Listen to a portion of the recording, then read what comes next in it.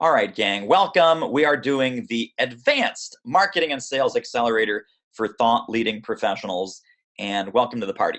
The first thing that you need to overcome to get more business, get more focused, get more clients, get more gigs, make more money, is to move away from what I call the Chinese menu syndrome. So the problem is when you walk into most Chinese restaurants, everything is on the menu and nothing is particularly good. So you do not want to be a Chinese menu speaker. When you walk into your favorite Chinese restaurant, to you, the menu does not look like everything. You zero in on those one or two special things that are your favorite things that that restaurant is famous for. And when you go to House of Hunan, you say, oh man, you got to go to House of Hunan. They have this amazing crystal shrimp. And in fact, when you tell your friends about House of Hunan, you don't just say, oh, House of Hunan, great Chinese place. You say, go to House of Hunan, make sure you order the crystal shrimp. So right here, right now, in the chat window or on Facebook, if you're on Facebook, do it in the Facebook comments. If you're here in the chat with me on Zoom, then do it over here. What is the topic, the single topic, the single program that you, as an expert who speaks professionally, what do you want to have circled on your Chinese menu? What do you want to have circled on your Chinese menu? And drop it in the Facebook comments. If you're tuning in on Facebook, drop it into the Zoom chat. I'll see it here on Zoom. And I would love to know, what is that one item? What's that famous dish that you want people to be shouting from the rooftops when you hire Joe Serio, when you hire Charlie, when you hire Teresa, when you hire David?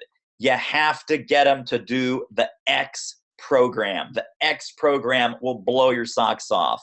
So when you bring in Carol, when you bring in Mike, when you bring in Tom, when you bring in Jane, you absolutely have to have them do that program.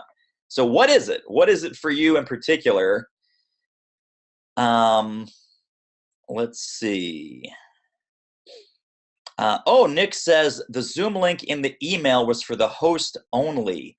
Not sure if that's delaying any of your peeps. I'm sure it is. I'm sure it is. So thank you, Nick. I appreciate that a lot.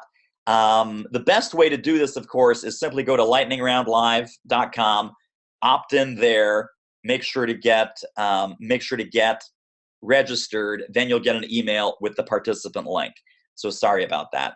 So Peggy is saying how to work with experts for training and knowledge management. Tim says work in faith. Charles says to become truly great, the truly great experience.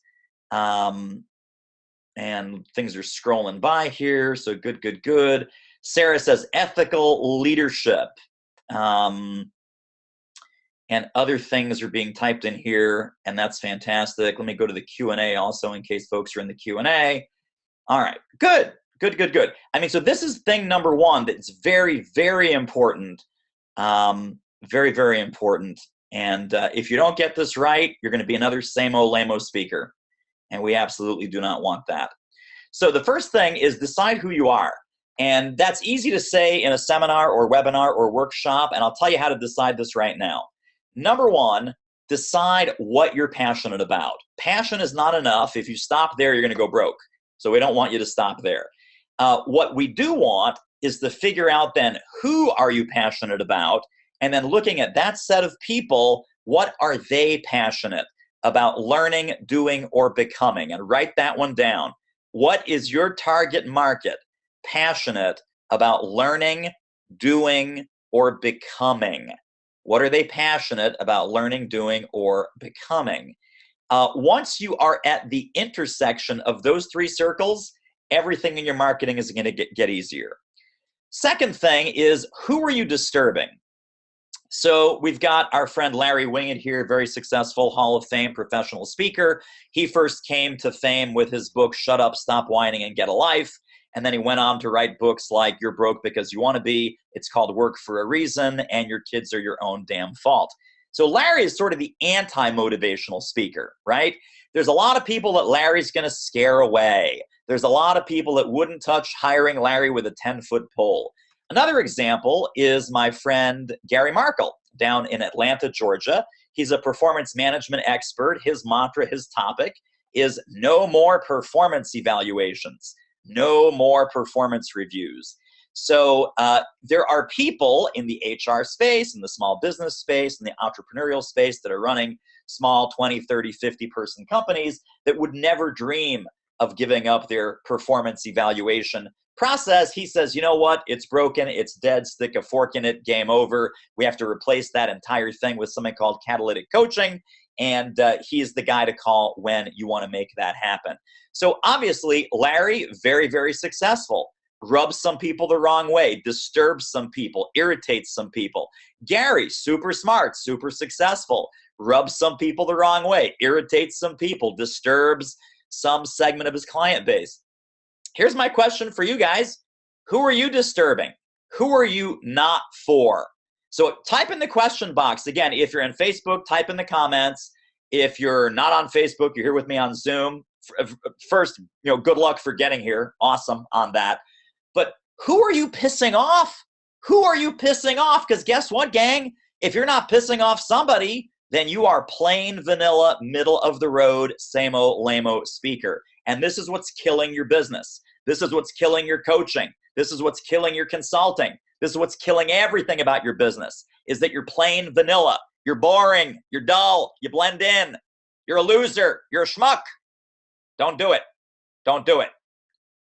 So if you don't risk turning some people off, you're never going to turn anybody on. I hope you understand that. I hope you integrate that into your bones, that if you don't risk turning some people off, you're never going to turn anybody on, and that is your loss. And also it's your fault, frankly. It's your fault. Your loss and your fault. All right. So Shell says, I'm pissing off those who think they can only make money if they trash the environment. Tim is pissing off bad bosses, poor bosses, horrible bosses, and leaders. Jackie is pissing off dietitians, biometric screeners, and insurance agencies.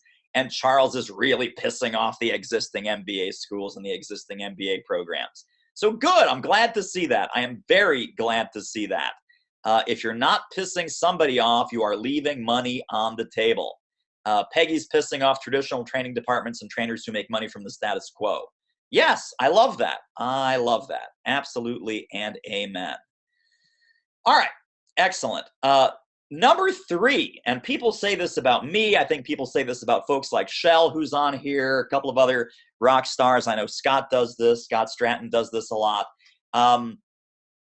We need to become masters of content. This is not about writing a whole bunch of more content, although if you can write more content, that's fantastic. It's about repurposing the tremendous wealth of content that you already have. And when I advise speakers and coaches and consultants who are in our Speaker Profit Formula program, what we do is we say, listen, here's the secret. Chunk it up and chunk it down. If you already have a workshop or a seminar or a keynote, there's probably 10 articles hiding in there. You have 10 articles, you can compile those, collate those, collect those, edit, sequence them together. There's your series of ebooks. If you have a great ebook, you can break that up into audios or podcast episodes. You start to have hundreds of podcast episodes, you can get those transcribed. Now you have a 250 or 300 page professionally published business book. Same thing with blogs, same thing with everything. Think about all of your content assets. How can you chunk it up? How can you chunk it down? How can you make this happen?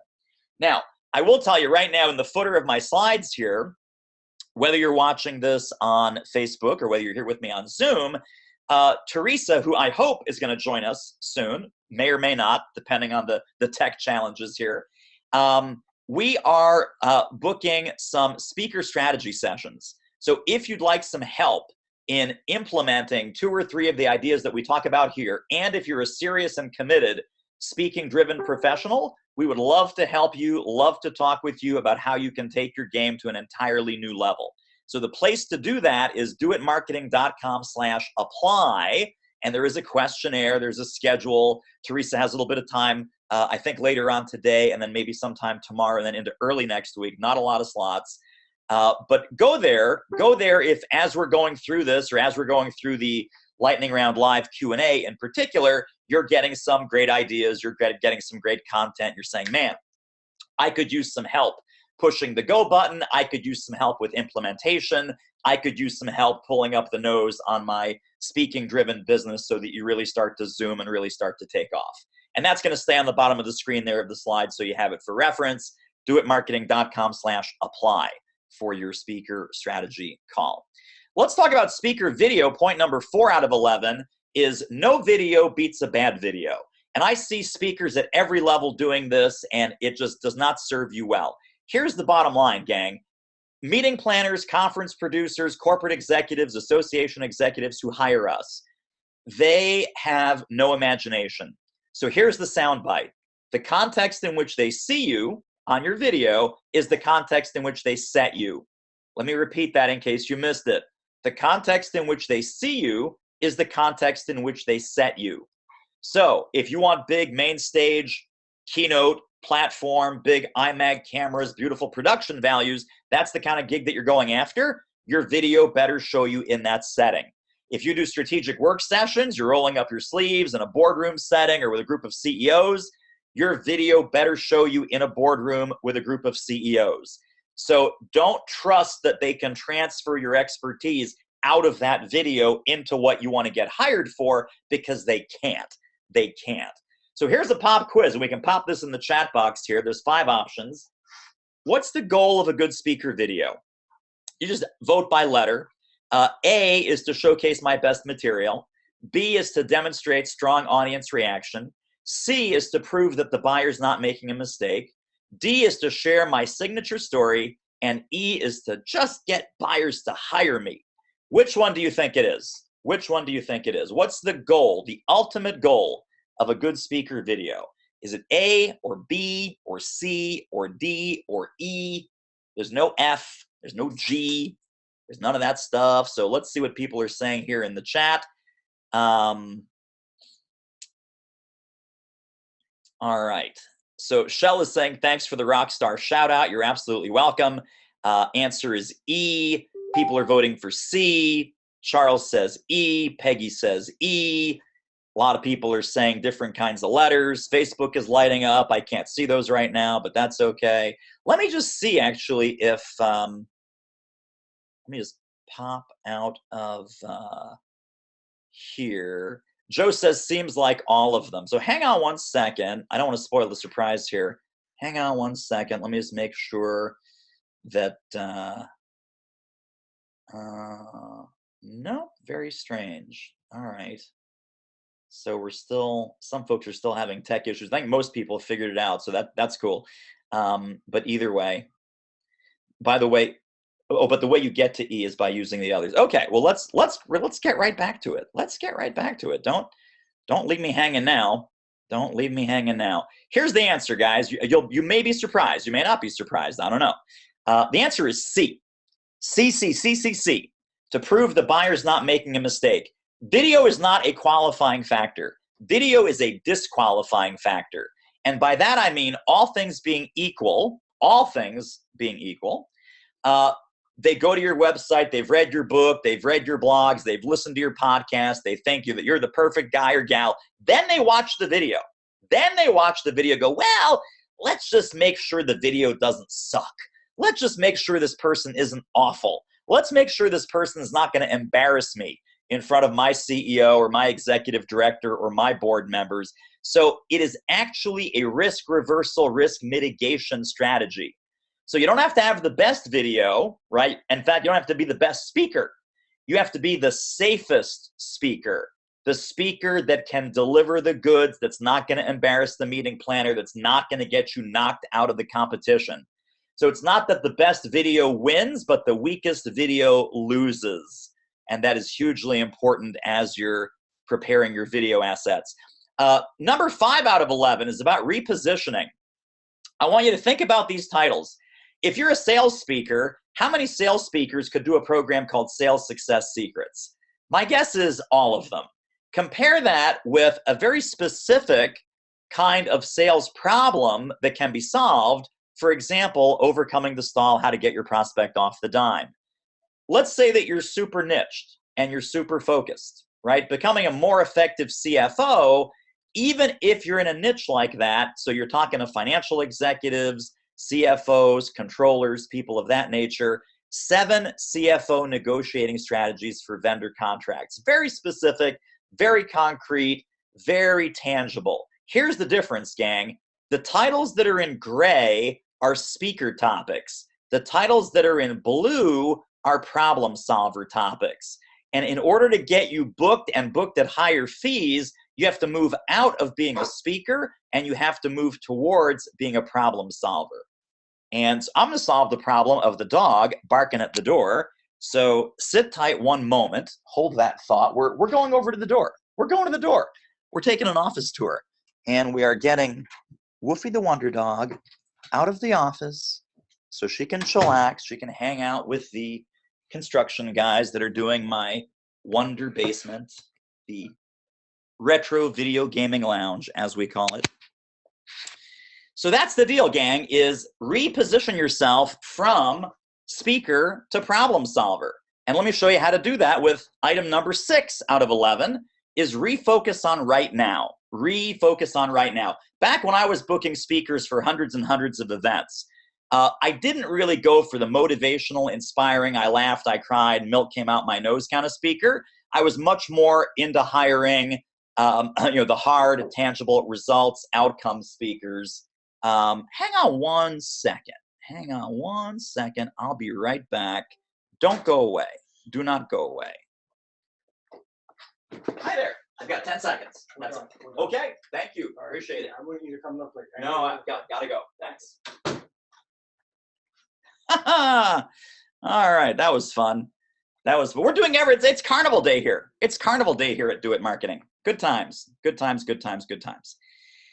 Oh my goodness. Okay. So results, outcomes, skills, tactics, what to say, how to say it, what to do, how to do it. If I were repositioning for today, and if your clients are telling you, oh my gosh, we have no money, it's a terrible time in our market, we're broke, our association is broke, our members are broke, everything is broke, here's what I would do. I would retitle and reposition your programs, and specifically your program titles, so it says leadership strategies in a recession, right? How to sell when no one's buying, how to get a job when no one's hiring. So leadership during tough times, team building during times of crisis, because when your people claim poverty, when your prospects have the poverty talk with you, you guys know what the poverty talk is? The poverty talk is, oh, we have no money, we can't pay speakers. We used to pay speakers, now we can't pay for anything, we can't pay for anyone. You say, here's the comeback. I hope you're ready. I hope you're taking notes. This one you want to take notes on. When you hear the poverty talk, your answer is, I know. That's why we're talking. Because my programs, when times are good, right? It's chicks, ducks, bunnies, rainbows, everyone's happy, cash is flowing freely. My programs are good, solid programs. No doubt about it. When things are the way that you just described, where, oh my God, it's a terrible time, the sky is falling, our association's hating it, we have no budget, our members are hating it, it's the worst time in our industry, my program moves from being a nice to have to a have to have. And in fact, it may just be this exact type of program that your members are looking to you, they're looking to you to provide this kind of program to help pull the nose up on their business or on their company before it crashes into the mountaintop. So we want to reposition and refocus your programs so that they are now more than ever hyper-relevant, hyper-focused, especially when there's no money and no budget and the sky is falling. So again, we do this with our clients all the time. The amazing Teresa French, who's having quite a hard time getting on here, she was going to co-host this with me, but she's having some tech difficulties out in the field. But if you want to book a call, and if we can help you implement some of these ideas that we're talking about here in your speaking-driven business, Teresa does still have some available time tomorrow, and I think into early Monday, Tuesday of next week.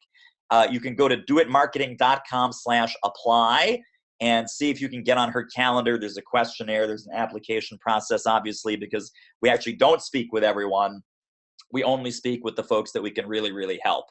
So if you want to explore that option to get some personalized help from Teresa, from me, go to doitmarketing.com/apply.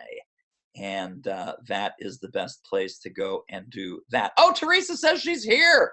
All right, thank goodness. Let me stop this for a quick second. Let's get Teresa back on the line here. And what are we going to do? We're going to promote you to a panelist. I thought I could make you a co-host, but maybe that's only for a traditional thing. But let's at least try that. So let me know when you're on, my friend. Are you on? Are you there? Oh my goodness. Okay. And are you off mute? Can we hear you? I am now. How's that? You're good. You're good. Hey guys. Fantastic. All right. So you're on the scene. You're on the scene. I'm here. It took a little finagling there. I thought we had the co-host thing squared away, but that might just be for a traditional thing. Let me see. Oh, wait. Make co-host. Make co-host. This is exciting. Boom. Do you want to make Teresa the co-host? I want to make Teresa the co-host of everything. I want you to the co-host of everything, dude. Woo-hoo! You are co-hosting this thing. I don't know what powers you just got, but did that seem to work, the co-host thing? See what happens when you show up? You Yes. get to do cool stuff, man. Now you've got all the Star Trek controls at your fingertips. Nice. Right. I'm going to let you take over the spiel. I'm going to get back to the content. Please do. Are people booking calls yet? Have you had a few calls yet or no? I do. I have a Jackie Corcoran. We're going to be talking to you on Tuesday. Can't wait to see you then. And we've got, let's see, that's all for now. There was one other All right. Again, not everyone qualifies. I think Jackie's a good person, but she better qualify. So let's get back to the content here. Now that you're in the co-pilot seat, thank God you're here, dude. I was like, how slowly can I go through these slides so when it gets hot and heavy, it's not going to be me outgunned by everybody. All right. So there you go. Number 7 out of 11. We're almost done here, gang. Then we're going to open this up for a crazy, massive Q&A that's going to blow your socks off. Change your approach. Stop pitching your crap. And again, write this down, guys. Write this down. There's no handout for this. This is the school of life. Teresa and I teach the MBA of the speaking business, right? MBA, by the way, stands for Marketing and Business Acceleration. Marketing and business acceleration for thought-leading speakers, experts, coaches, consultants. So stop thinking like a marketer or an advertiser or a pitch person and start thinking like a publisher and a socializer. What does that mean? A publisher puts out great content. A socializer invites people to a party. So if you refocus all of your marketing and sales and outreach efforts as a speaker, as a keynoter, as a workshop leader, as a seminar leader, as someone who's doing your own thought leadership business, reframe it into 4 words and 4 words only. The 4 words are offer value, invite engagement. Offer value, invite engagement, offer value, invite engagement. And when I say invite engagement doesn't mean let's get married on the first date. That doesn't mean you will spam a whole bunch of association meeting planners and go, hire me, hire me, hire me, right? Think about micro engagement. Things like posting on a blog, writing, tweeting, being on Facebook, being on LinkedIn. Think about inviting people to like, comment, share, retweet. Think about asking questions, right? Now, don't just rant and post commentary. Post a provocative statement and they say, what do you think? Engage people, ask questions, get them involved in collaboration and conversation with you, both online and offline, direct selling, indirect selling, marketing. Teresa and I talk about this with our clients all the time. People ask us in the Speaker Profit Formula coaching program, how do I become a better salesperson? How do I get more sales? How do I sell more? How do I really ramp up my skills as a salesperson? As a thought leading professional and as a publisher and a socializer, don't even worry about that yet. Be a better person and you will sell more. Don't worry about being a better salesperson. Be a better person. Be more caring. Listen more, engage more, serve more, help more, and you will sell more.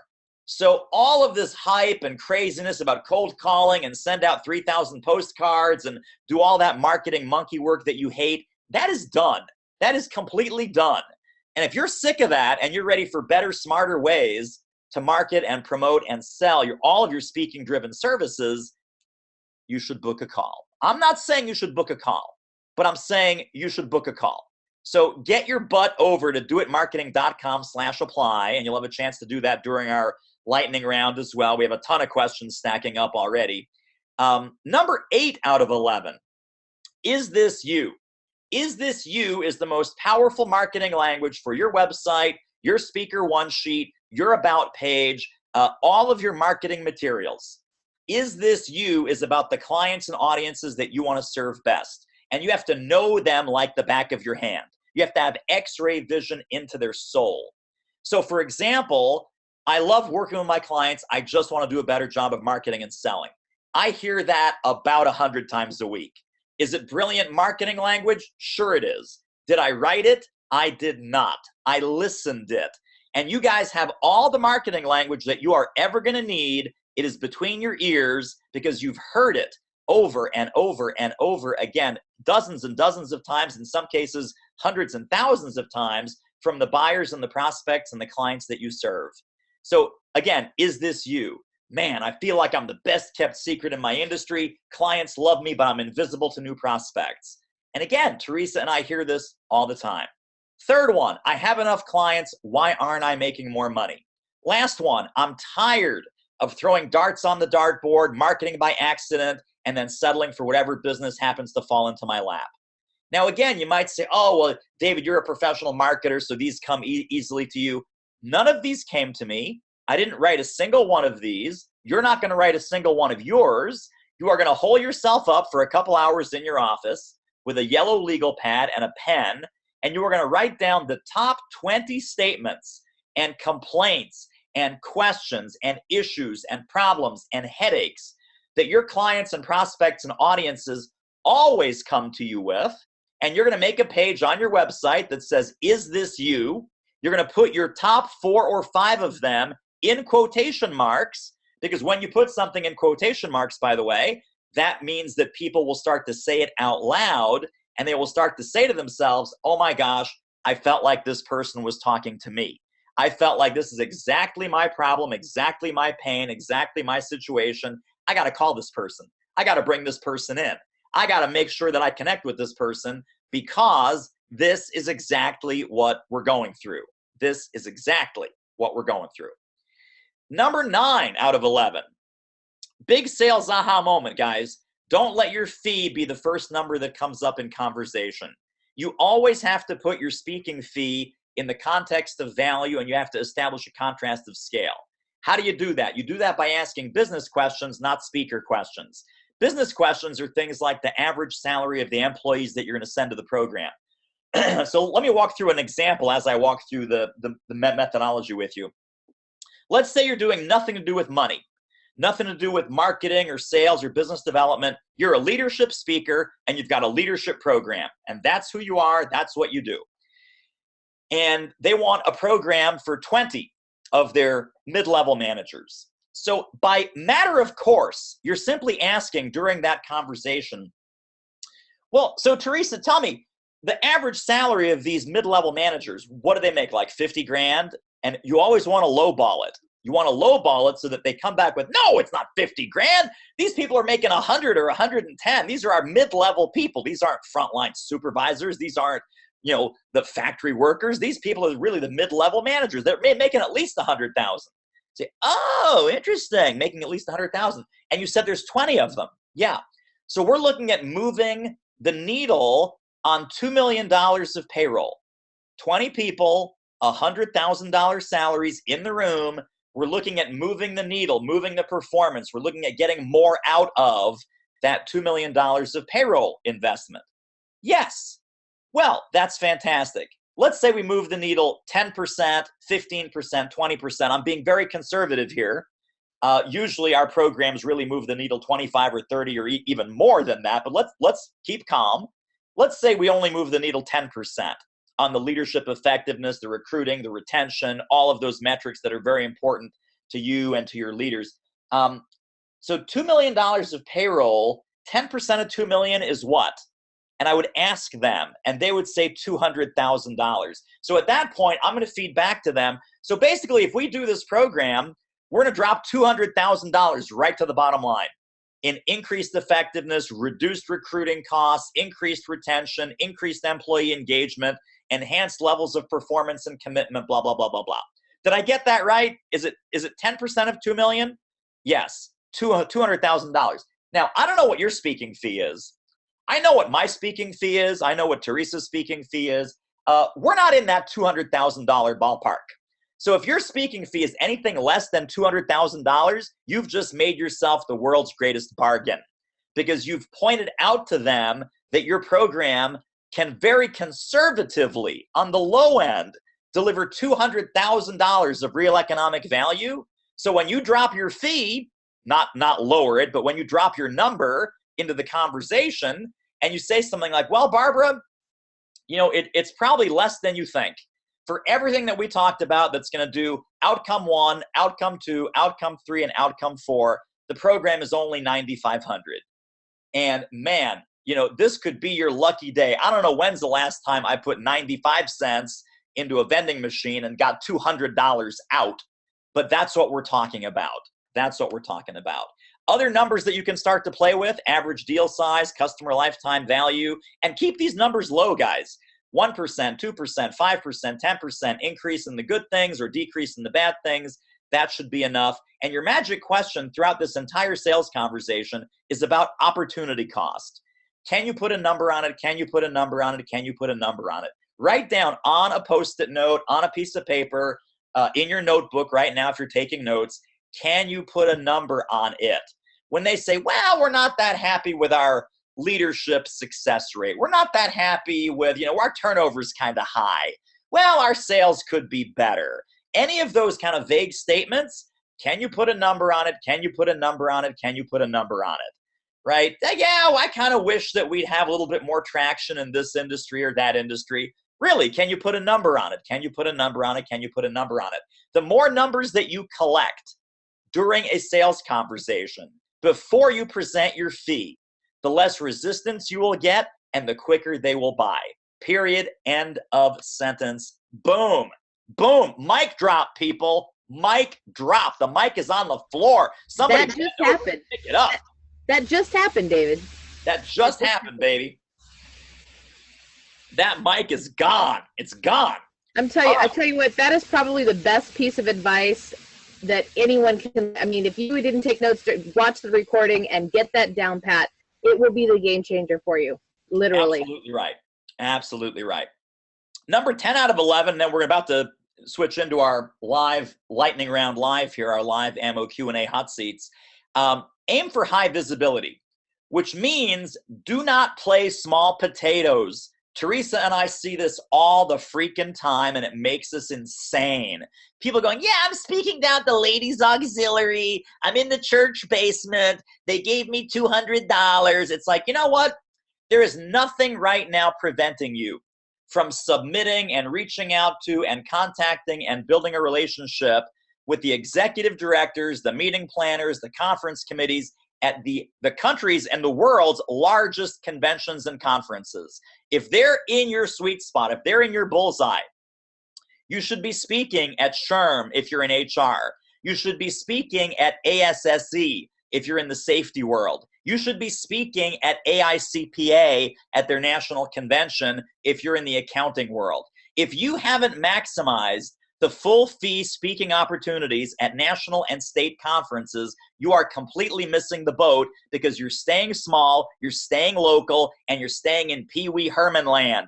So listen, gang, if you haven't monopolized and dominated the association space, there's an association for everything. If you think there isn't an association of your target market, you are completely mistaken, and you're leaving tens of thousands of dollars on the table. I have a logo on here. I'm not sure if you guys can see this on your screen over the Zoom, but it's called APAWS. APAWS is it's the Pooper Scooper Association. The people that pick up dog poop from your front lawn have an association, and it's called APAWS because it's the Association of Professional Animal Waste Specialists. So believe me, gang, if there's an association of professional animal waste specialists and the Pooper Scooper people, they have meetings and they have speakers, trust me, there's a place for you on the national and state conference circuit. You just haven't raised your hand to claim it. You don't know how to find it. You don't know how to connect with these people. You don't know what to say and send when you get there. And that's what's preventing you from getting $5,000, $10,000, $15,000 a month in speaking revenue. So if you want to fix that problem, I recommend that you book a call with the lovely and amazing Teresa French. The place to do that, again, is doitmarketing.com/apply. And Teresa, did you pop that in the chat? Did you pop that in the window so folks can see it and click on it? Okay. Fantastic. Last one, big number 11. These are the keys to longevity in a speaking-driven business. Please your audience and thrill your buyers. Audiences love advanced information. All the time we hear, oh, that was too basic. I already knew that. That wasn't that good. No one ever said, man, that information was way too advanced. He lost me after 3 minutes. That was so advanced and so valuable. It was too valuable for me to use, right? No one ever says that. So audiences love advanced information when you deliver on your program title and your bullets, when your handout is too good to throw away, and when you give them detailed specifics and tactical implementation they can use immediately. Not just motivation, but recommendation and implementation. Buyers love, people who hire us, love speakers who customize like an insider. In fact, one of our clients, Mike Thompson, who's a fabulous rock star, he is just customizing right now an awesome and amazing program for a huge sponsorship deal that could be worth $500,000, $500,000, and doing another program for the law enforcement world, specifically police. And he's going to dominate and rock that world, completely customized to the local police chiefs and their teams and their officers. So customize like an insider. Ensure the success of the event, not just your speech. So help out your meeting planner before and during and after the event. They love when you're easy to reach and highly responsive. Don't be a prima donna. Get them what they need even before they ask for it, and find other ways to make their lives easier. So if you do those things, please your audience, thrill your buyer, that is the key to success, my friends. Okay, without wasting a second, we got to get right into Lightning Round Live. Lightning Round Live is happening right here, right now. Let's do it. Let's do it. Charlotte Stallings, you are up. Come on down. You're the next contestant on the Lightning Round Live. So Charlotte Stallings, right? Well, can we bring her on? Yeah, let's check with her. Just pop in. There she is. Hello, Miss Charlotte. Charlotte, how are you? All right, she submitted 3 questions. Do you think we can handle 3, David? Just let's start with the best one. We'll go in reverse order of awesomeness. How about that? I think given the last slide, let's go with, can you recommend good questions to ask when calling a meeting planner? Well, yes. So I would ask about business questions and meeting planner questions. I would not ask about speaker questions. So very, very quickly, the only thing that association people and meeting people care about is member recruiting, right? Getting more members in the door, member retention. So how will this meeting help them keep the members that they have? And member engagement. How do we get more people to come out? How do we get more people at the trade show? How do we get more people to exhibit? How do we get more people to advertise in the magazine? How do we get more and bigger sponsorships? So if you look at this from their side of the table, every speaker comes in going, oh, I'm a really great speaker, and here's my videos, and here's my PowerPoint, and here's 17 YouTube links, and here's my 17-page one sheet. And it's like, well, hang on. How are you going to help me make my meeting successful? Right? So ask meeting planner questions. Do not ask speaker questions. Show up on their radar as a partner and not as a peddler. So anything you can ask in that vein is going to get you miles and miles ahead of all the other idiots who are calling them and saying, when can I speak? And who comes before me? And who comes after me? And how many people will be there? And are you serving cheesecake? And oh my God, no, we're not serving cheesecake. Click, hang up the phone. So Charlotte, I'm sorry, I think you're still on mute. Hang on one second. There you are. Okay. Now we can hear you. Okay, good. Thank you. Sounds good. Mm-hmm. Yeah. Teresa, do you want to go to someone else so we can just circle back? So Charlotte, Absolutely, we can do that. So Doris just messaged in, from your perspective, what are the top 3 things I can have in an awesome handout? Thanks. So that would be Doris. Yep. So handout as in materials to give out when you speak? Let's bring her. Doris, can you come online? Just pop in the chat if we can bring you on camera. So what to put in a handout? I would anticipate, while she's getting ready to come on camera, that there she is. Fantastic. Hey, Doris. So let's get you off mute. Yeah, exactly. There we are. So when you say handout, talk to me about what do you mean by handout? Well, when I speak, I always include a handout, and sometimes they get a whole loose leaf binder of handouts from different people.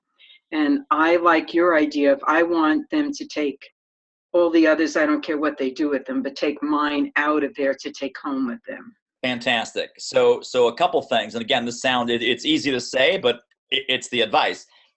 Number one thing is meat. You know, a lot of people say, oh, my handout's my PowerPoint slides. Don't do that. That's stupid. Okay.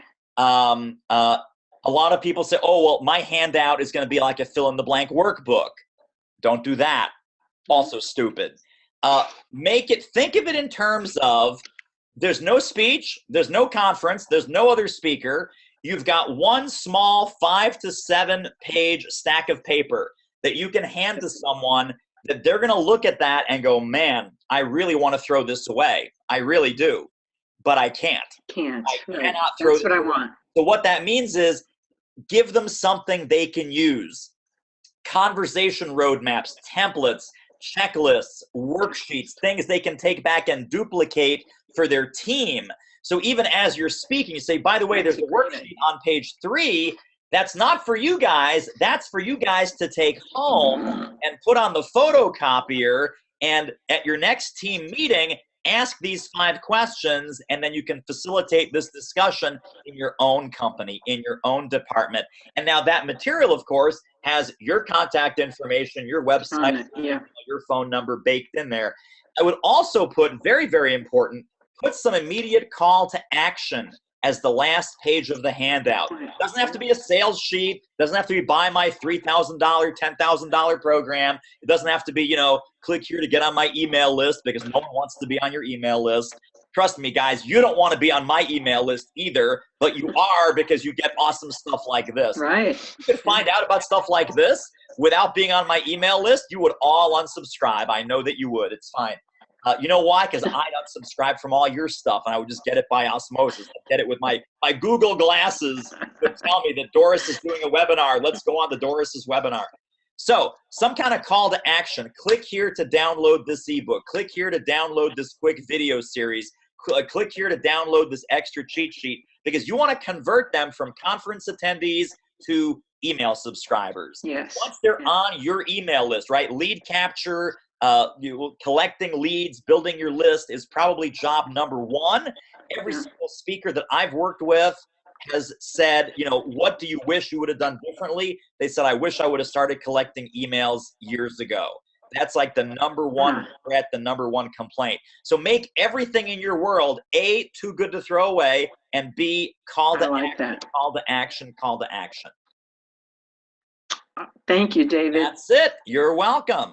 Great to have you on again.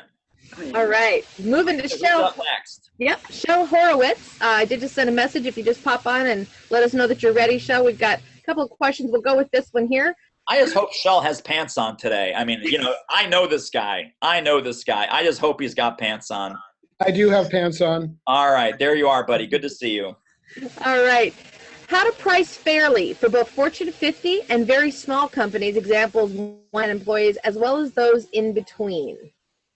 And we're talking about, Shell, pricing a speech or pricing what? Well, a speech, consulting, whatever, basically when I package the information, I'm less fussy about how I'm delivering the information and more about what they need and how I can solve it. So I do speaking, consulting, writing, training.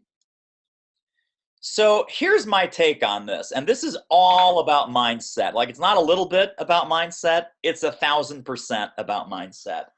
I think I did I did a Facebook Live, or I did some, maybe even back in the Periscope days, I did some rant about this for 20 minutes. I'm not going to go 20 minutes now, but I'll go 2 minutes, and the 2 minutes is your fee, and listen to this carefully. Close your eyes, go into Zen mode, go into shell mode.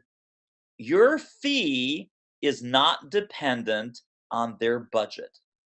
Repeat after me 3 times. Your fee is not dependent on their budget. Do 3 of those, a couple of rosaries, and you are forgiven, my son. Which is kind of funny from 2 Jews, but that's okay. Yeah.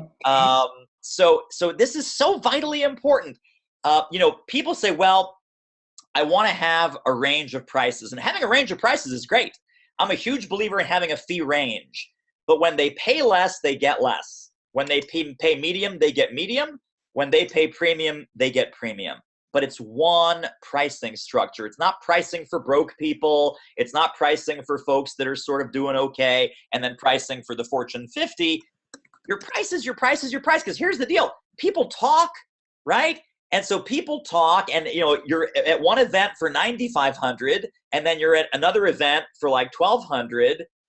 What if they talk? And then and I know you're a super, you're Mr. Ethical Integrity, so I realize I'm preaching to the choir here. But with most speakers, they're like, yeah, well, they only had 1,200, and these guys had 9,500. So, it's like communism. It's take from each what they can afford. No, it's not like communism. It's not take from each what they can afford. It's you need to have a pricing structure that works for you. Here's how Teresa and I do it. Teresa and I say, okay, you're a speaker, you're a consultant, you're a coach, you're a thought leading expert. It's simple, Shell. It's price times quantity equals total. So if your speech is $5,000, your typical consulting is 10 or 12, maybe you have some super duper program for 20 or 30. Every month, I need to sell 2 speeches at $5,000. 2 times 5 is 10. I want to sell 1 bigger program at 12. Now I'm making 22,000. And maybe every quarter, I want to sell one of these big 30 to 50K gigs. So now I know I'm making 10 plus 12 is 22,000 a month. And then, so 22 is 66,000. Once a quarter, I'm going to add a 50 onto that. So now I'm making $116,000 a quarter, $464,000 a year. That is my business model. I want everyone to listen very carefully, especially you Facebook people. I know you Facebook people are not paying attention, God damn it. $464,000 is your model. $5,000 is your price point for a speech. Someone comes along and says, Shell, we only have 1,200. When you take that speech for 1,200, you're filling a $5,000 slot with a $1,200 piece of income. You are not $1,200 ahead. You are $3,800 behind. This is the great myth that keeps a lot of speakers and consultants broke. They think, well, $1,200 is $1,200. It's better than staying home in my pajamas. It's not. You just removed $3,800 from your business model. You just removed $3,800 from your monthly income. By the time you prep for that speech, travel to the speech, deliver the speech, get home from that speech, we're talking 3 days already. You could have spent those 3 extra days that you've now lost finding one $5,000 client.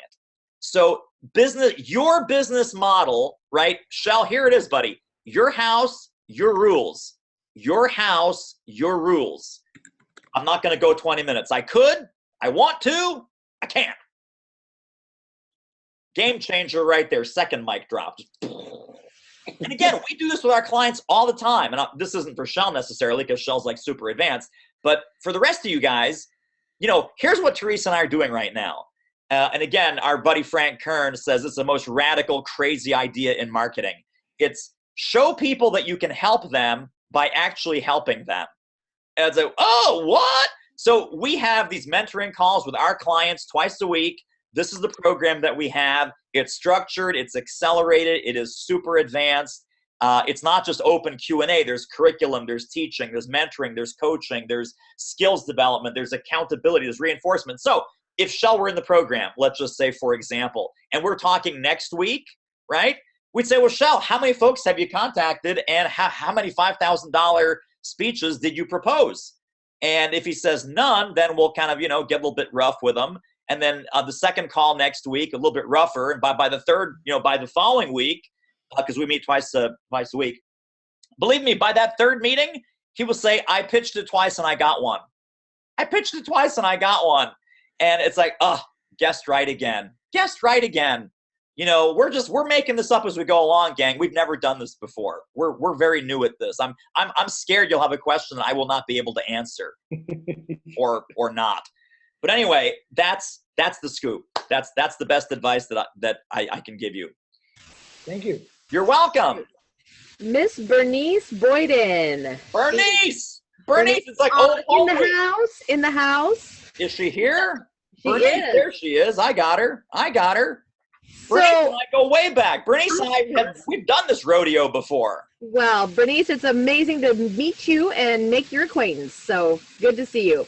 So her question says, I am and have been struggling with what my true message is. I've had my leadership consulting business for several years, and I haven't found it. There's a million leadership consultants. What's my secret? Yes. Yeah. So Bernice, are you on mute, or do you want to come on camera and just say hi here? I'm trying to hit unmute, but it looks like you're hard muted on your end. Hello. Yeah, there you are. Hi. There you are. Fantastic to see you. Well, I'm going to turn that question back to you, my friend. Right? It's like middle of the road, right? Totally same old, lame-o leadership speaker. You got to claim your awesomeness. Yes. Claim your fabulousness. In some cases, what Teresa and I do with people is we manufacture some fabulousness. We don't really manufacture it. We uncover it. We chip away, because right now you think that you're doing the same old leadership strategies, the same old way for the same old people with the same old philosophies and strategies and tactics and tools. And there's so many ways that you can slice and dice that. So let me give you a couple and we can brainstorm this right here. Is it for a particular type of leader? So C-level leader, mid-level leader, first-time manager, kind of what level of leadership are we talking? I would what's say your specialty? What's your favorite kind of leadership? Really, my favorite is the new leader. Okay, boom. Distinction favorite. number one. So put that on a Post-it note. Do I have Post-it notes here? I don't. But if I had Post-it notes, they'd be really big and they'd be like, portrait. Anyway, so I have one. Hold that thought. So first-time manager, first-time leader. Fantastic. Any particular industry or vertical market or niche. And look also to your background. Look to the people that you've resonated with the most. Is it pharmaceutical? Is it I'd say technology. Okay, first-time leaders, right? Thin slice number one, first-time leader. Second thin slice, overlaying that, is in the technology space. Any particular kind of technology company, startup, Fortune 50, any particular industry, telecom, computing, apps, cloud, software, hardware? Probably telecom. My background, I've worked for Verizon, AT&T, FedEx. So I think there's... Okay, so third layer, third lens is where do you have the best names to drop and the best stories to tell? You say, hey, listen, I was an executive at Verizon. I had to figure this out on my own. I wish I wish I had a Bernice to come along and mentor me and guide me. And all right, it's true, right? Yes. So here's what you do, my friend. I mean, oh my God, this is like, my head's literally like, so you are creating the first-time leader mentorship program that you wish you had when you were coming up in the telecom industry. And could I do it from a perspective, because I've been in HR in all those companies? Fourth slice.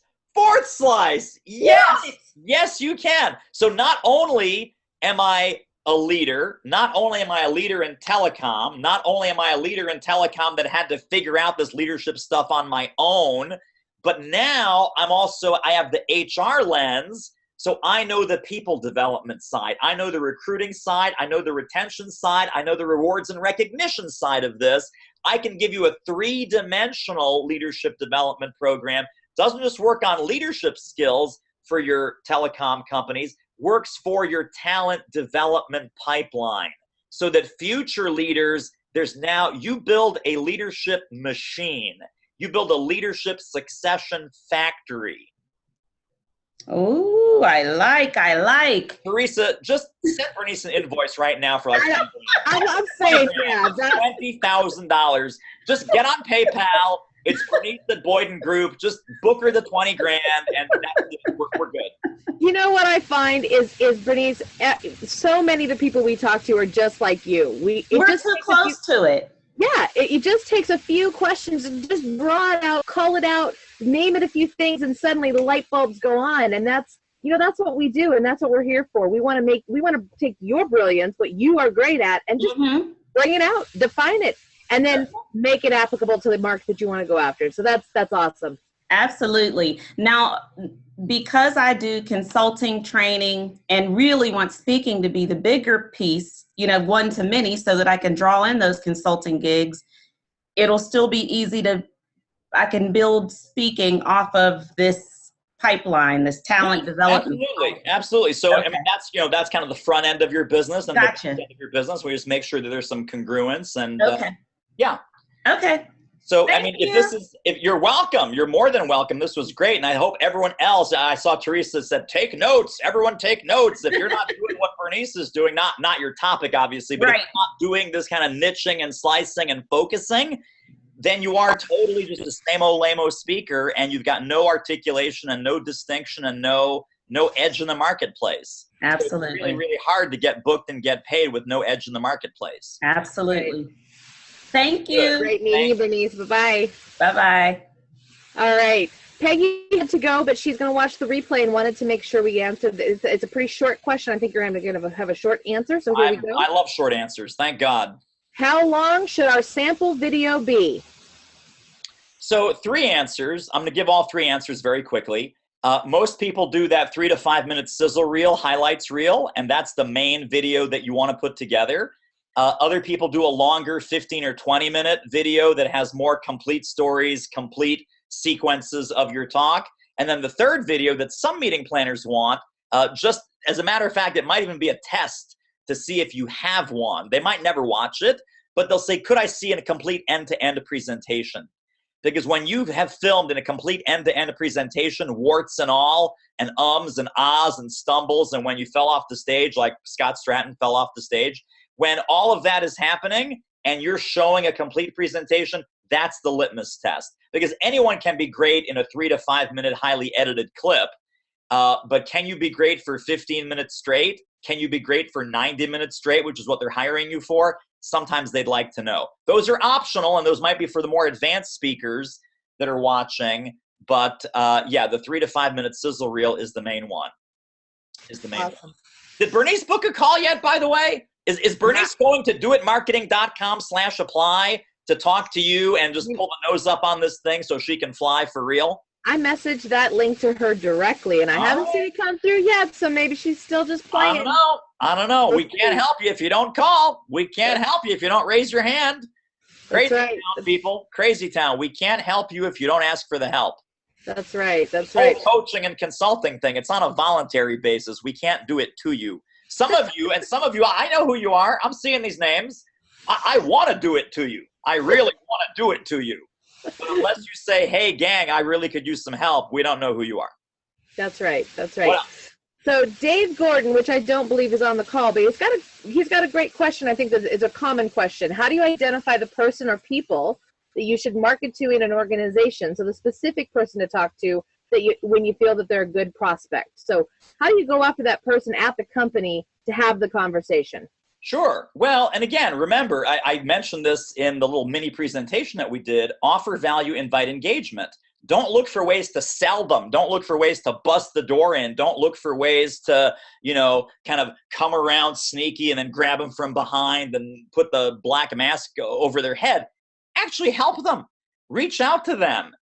Interview them, connect with them on LinkedIn, offer to help, offer advice, tips, recommendations, build a real personal relationship with them.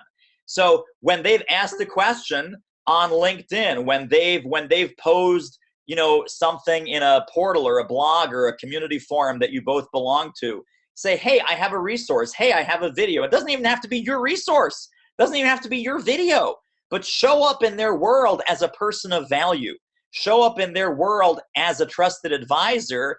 Act as if you've already been hired, right? Reach out to this person with some care and some generosity and some willingness to help them.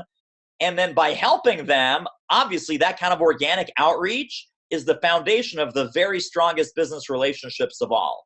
So it's not about batch and blast, cold calling, spamming, emailing, sending out 5,000 postcards. That's done, guys. That is done. If you're still doing that and then you're wondering why your speaking business is stuck at 60, 70, 80 grand, you're not breaking even six figures yet, that's why, is because you're doing old school interruption marketing and you're not doing trusted advisor peer-to-peer marketing and selling based on relationships.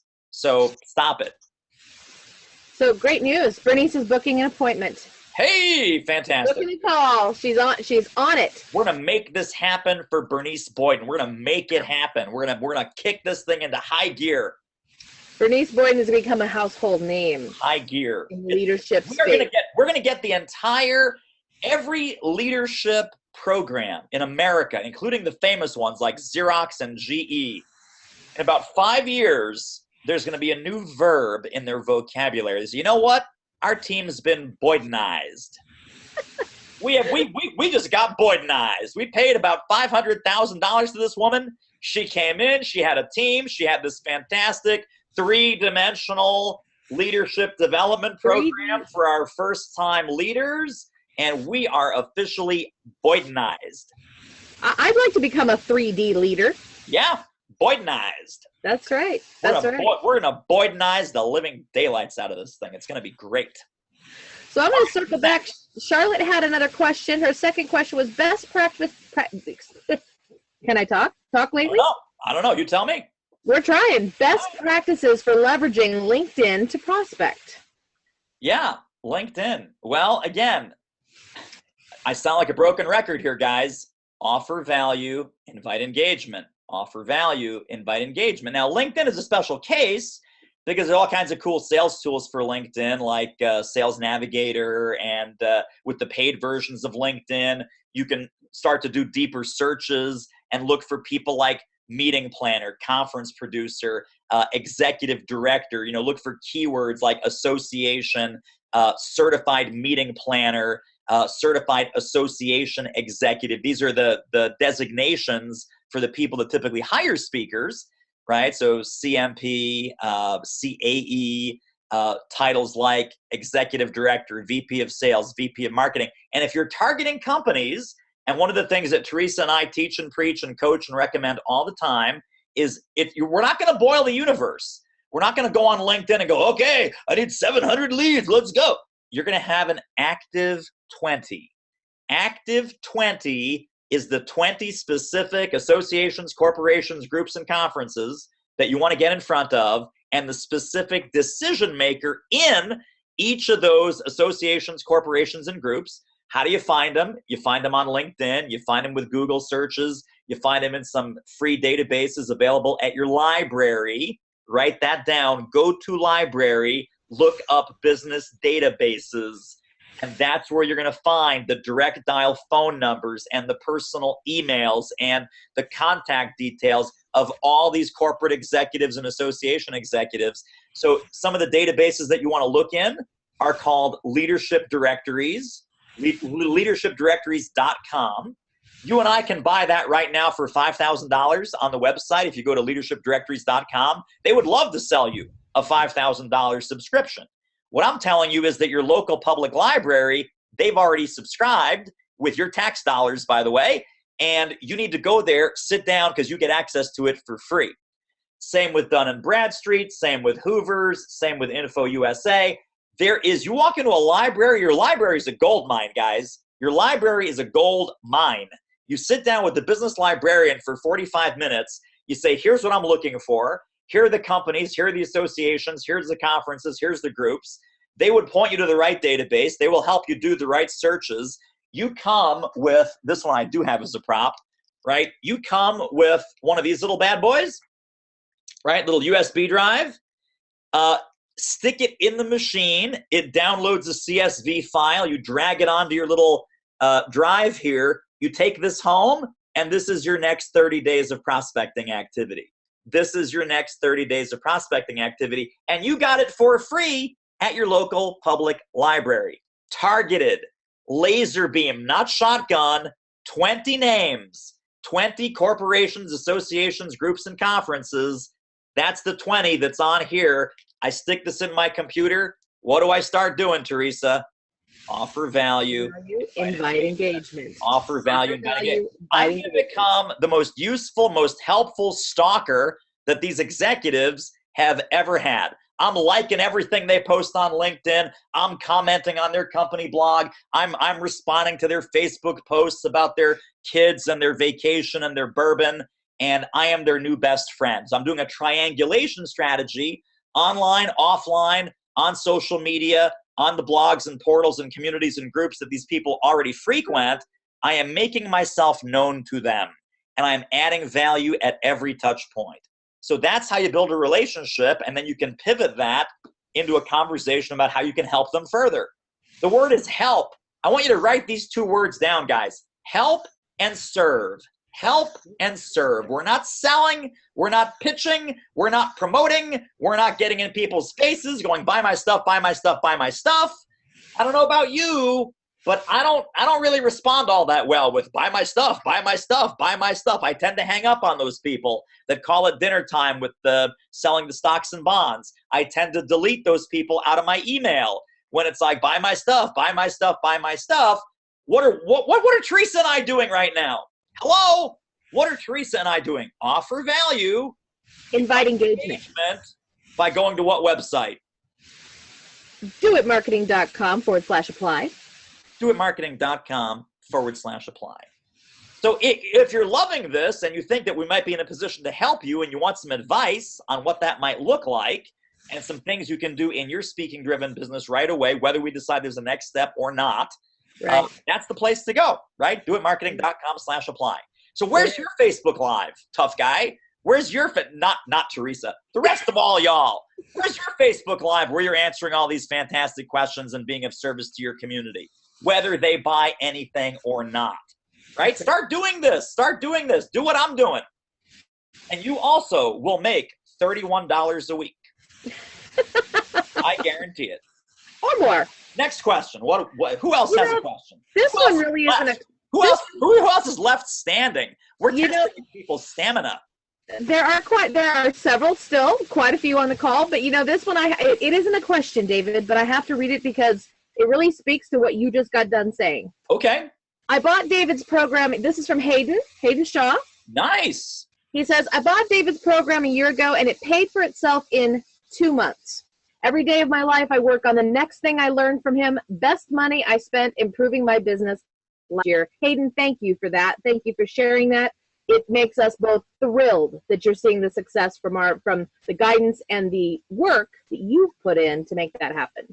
Absolutely. Absolutely. Hayden's a guy, and this is who we work with, by the way, is people who are going to crush it anyway, and they just want to get there faster. They want to get there faster in a shorter period of time, and they want to get there with less bumps in the road, and they want to make it happen fast. So if that describes you, book a call, and then let's go to the next question. Or the next questioner. Is there someone else who wants to hop in the hot seat? Whoops, hang on. I think we lost your audio there for a second. There we go. I'm back. There you go. Sorry about that. Oh, you don't read lips? Reading lips is not a part of this? Reading lips is tough on me. Yeah, sorry. So yeah, anybody on the call, we don't have a lot of questions left. So if you have a question, this is your time. Jump in, pop it in the chat, or pop it in the Q&A, and let's answer the most. This doesn't have to be like a 2-hour marathon. Yeah. I mean, if we're wrapped up in 5 or 10 minutes, that's fantastic. Let's wrap it up in 5 or 10 minutes, and that's good by me. I want my life back, man. Yeah. So Hayden says, go into more on killer speech titles. Killer speech titles. Wow. I love the subtle way he kind of smoothed that in, because we haven't talked about killer speech titles at all. No, talk more about killer speech titles. Like, I wasn't talking at all about killer speech titles, but that's okay. Let's talk about killer speech titles. I think the title is super important, right? Because we're hired to deliver that title. So a couple of little inside tips, and we can brainstorm this, and I'd love to hear from other people, either on Facebook or here in Zoom. And I can't see the Facebook people. Teresa's working with the Facebook people, and that's fantastic. I can see the Zoom people. So here's the deal. Congruence, right? Your speech titles must not look like a grocery bag of disconnected stuff. So, and I'm guilty of this myself as a speaker early on. I had like an innovation program, then I had a creativity then I had a sales program, then I had another program. It's like, well, what, you know, if you took each of those but in isolation and you like, whose program is this? Most people would go, I have no idea. Do these programs go together? I don't think so. It's not the same guy. Make sure it's the same guy, right? So have a sort of titling infrastructure or system, right? So for example, if you have a book, the book title should correspond with the speech title, and then you can start to vary it. Then you can start to have variations, subtitles, different topics, different threads. So as you guys probably know, and certainly as Hayden knows, my book is called Do It Marketing. And for years, I did not have a speech called Do It Marketing, which is kind of stupid, but that's okay. Slow kid on the bus, that's all right. So now I have Do It Marketing : 17 strategies to blah, blah, blah, blah, blah. And I customize that for each audience. So if it's accountants, it's, you know, how accountants can market smarter, sell more, and crush the competition, etc. Sometimes I'm asked for a social media program. And I was thinking, what's a good title for a social media program? I was like, I don't know. I don't know what it is, but I know what it starts with. Do It Marketing : right? Social media marketing strategies to dominate blah, blah, blah, right? So its subtitle is the social media version of Do It Marketing. So, you know, think of it as like, you know, The Godfather, right? You got The Godfather on VHS, The Godfather DVD, The Godfather Blu-ray edition, The Godfather Director's Cut, The Godfather this, that, and the other thing. It's always The Godfather. And then the subtitle, Godfather 1, Godfather 2, Godfather 3, right? Systematic congruence between the titles will make your life a whole lot easier. So if you have, and again, I worked with someone years and years ago in Dallas, Texas. Her whole thing was responsible leadership. And I said, here's how you know if you have a good title. A good title is brandable across all media. So could you have a podcast called the Responsible Leadership Podcast? You certainly could. Could you have a column in your local business journal that says the Responsible Leadership column? Absolutely.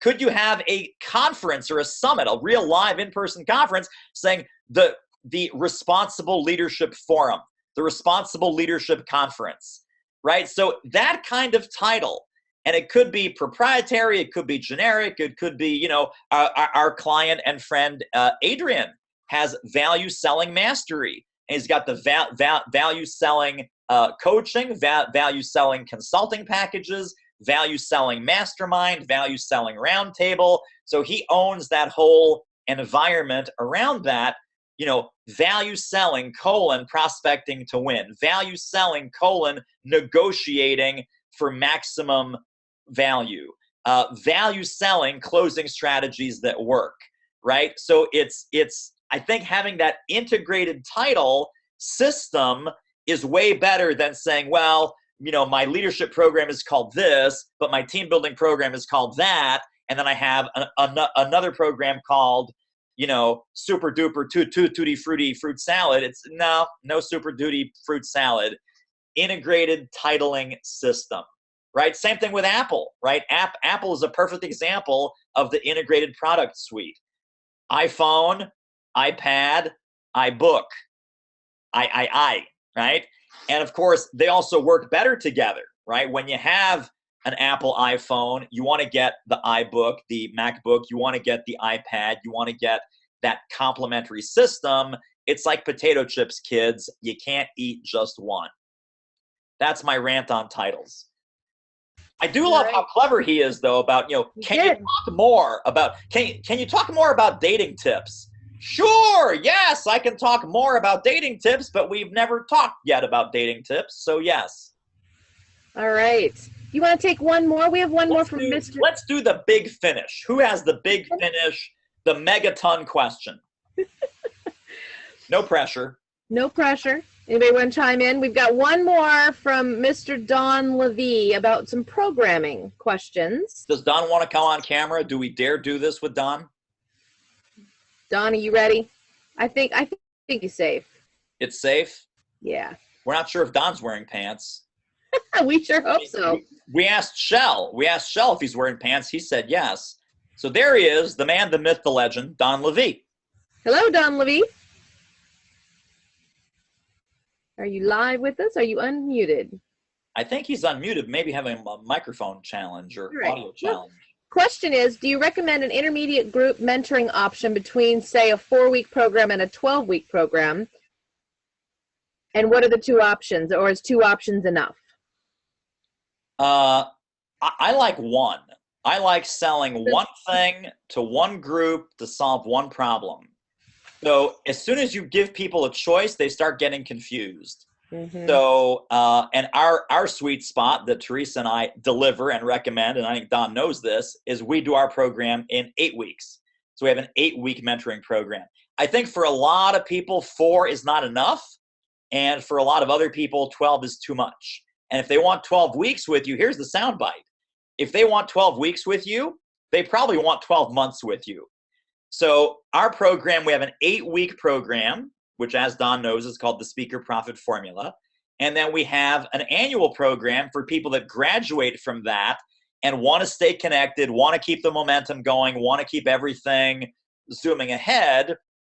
And that's called the M3 Revenue Acceleration Program. So it's very simple, and no one generally gets into M3 without doing the small program first. So it really is, I gotta love you, and Teresa has to love you because it's a family in both programs. But if we don't like you in 8 weeks, believe me, you're not getting into the year-long program. You are not getting into the year-long program. So fewer choices, easier decision for your prospects. You can get an awful lot of great stuff done in 8 weeks. You don't need 12. And you'll get more money for your 8-week program than you will for your 4-week program. 4 weeks almost doesn't sound serious. It kind of sounds kind of light.